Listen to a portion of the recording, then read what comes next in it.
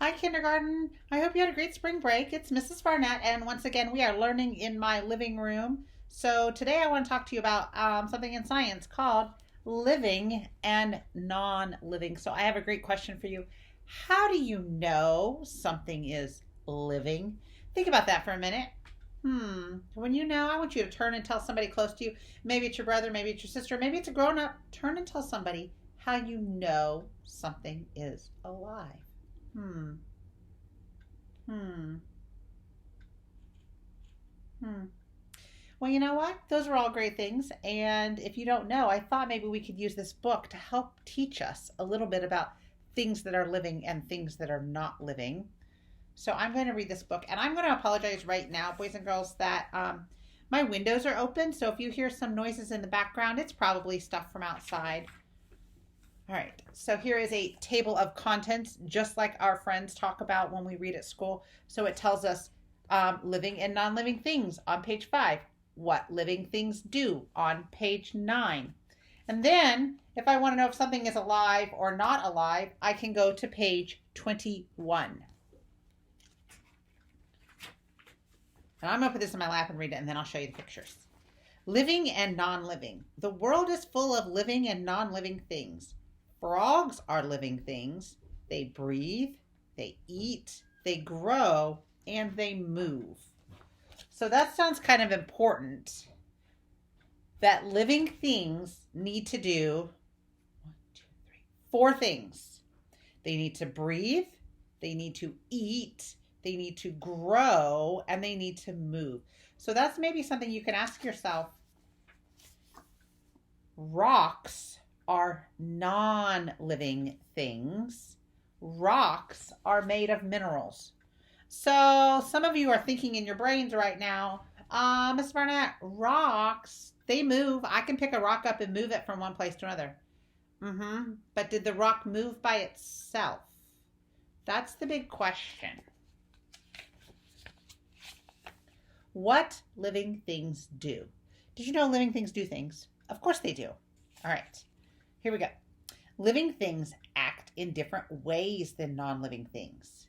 Living things can grow and change. So, when we're talking about growing and changing, maybe something you could do is if you have some pictures of when you were a baby at your house, maybe you can look at those and then maybe look at a picture of you from like today, or look in the mirror from today and think about how you have grown and changed. Or maybe if you have a pet, like if you have a cat at your house and you got it when it was a kitten, think about what it used to do and what it does now being a grown-up cat compared to being a kitten. Oh, this is something else important. Living things breathe. Fish breathe through gills. Gills. Did you hear that word? So here's a picture of a shark. Sharks use these things right here on the side called gills, and what they do is they suck in they suck in, and it kind of acts like a screen, and it'll block like all the stuff to stay out, so only the air bubbles come in through the water. Isn't that very cool? So you have to grow, you have to breathe. 2 things, very, very important. Living things need food. Cows eat plants to make Cows eat plants. Plants make their own food from sunlight, water, and soil. So here's a picture of a cow. Does a cow grow? Yes. Oh my gosh, baby cows look so cute. Number 2, do they breathe? Yes. Number 3, do cows eat? Yes. Okay, so far, a cow is a living thing.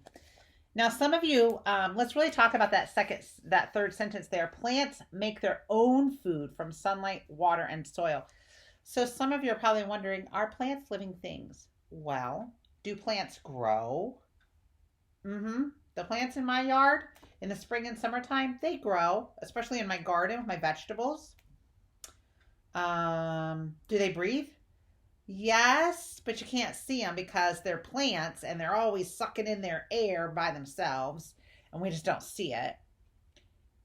Do they make their own food? That's tricky because plants, we don't see the plants eating. We don't see a plant going up and ordering a cheeseburger and saying nom nom nom nom nom, or getting chicken nuggets from McDonald's going nom nom nom nom nom nom. No, we don't see that at all, do we? So plants, what they do is they suck in the sunshine's warm rays and they make their own food, and that's what makes a plant green. So you need to grow, you need to breathe, you need to eat. Let's talk about the last one. Living things move on their own. Now I'm going to stop right there. There's 2 more sentences here on this page, but I'm going to stop right there because I know you guys are thinking, Ms. Barnett, there are plants that don't move. Let me read this next sentence and give you something to think about. Flowers turn towards sunlight. So maybe when you start getting some flowers in your yard at your house, maybe you can watch them and see if the flower kind of turns toward the sun or if it turns away from the sun, and see what happens. See if plants do move. Another interesting thing you can do, and if you check with your grown-ups, maybe you could get a plant and put it like in a shadowy area and see if it kind of turns towards a window and see if it starts growing towards the window or away from the window. Because sometimes that'll work too. That's very interesting. All right, so here's the picture. It says watering cans cannot move on their own. So look at, how did this watering can get all the way over here to the plant? Think about that. Did it walk there by itself? Do you know how Mrs. Barnett always jokes and says, well, did your paper grow legs and walk away? No, they don't, because papers are not living. They can't move on their own. Watering cans, same thing. They cannot move on their own. So they are not living. So living things have to grow and change. They need to move. They need to have air, or they have to breathe, and they have to have food. So is a watering can living or non-living? Mm-hmm.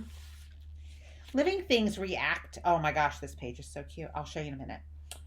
Living things react to changes around them. Dogs chase balls. Look at that.